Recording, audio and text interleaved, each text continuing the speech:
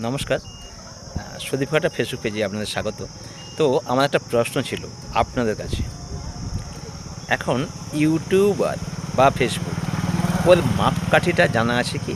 মানে আমি বলতে চাচ্ছি যে কীভাবে বুঝবো সে ইউটিউবার বা তার মাপকাঠি কতটা? কারণ কেউ যদি প্রাইমারিতে পড়ে সে নিশ্চয়ই মাধ্যমিক পাস নয়, আবার উচ্চ মাধ্যমিক বা গ্র্যাজুয়েশন, তাই না? তাহলে একটা মাপকাঠি যেমন রয়েছে, তো সেরকম যদি ভাবি একটা ইউটিউবে একটা ছবি পোস্ট বা ভিডিও পোস্ট বা ফেসবুকে একটা ছবি পোস্ট বা ভিডিও পোস্ট যদি করা হয়, তাকে যদি বলা ইউটিউবার, তাহলে আমার মনে হয় এখনকার দিনে সেটা শখের বশে হোক, মানে কি বলবো, এটা ইচ্ছে আর কি, হবি।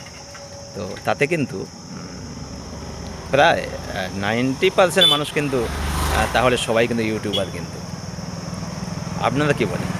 এই প্রশ্নের উত্তরটা কিন্তু আমার চাই, কিন্তু কারণ কতটা এগোতে তাকে ইউটিউবার আখ্যা দেওয়া যায়, এটা আমার জানতে বড় ইচ্ছে করছে। কিন্তু একটু জানাবেন প্লিজ। ধন্যবাদ।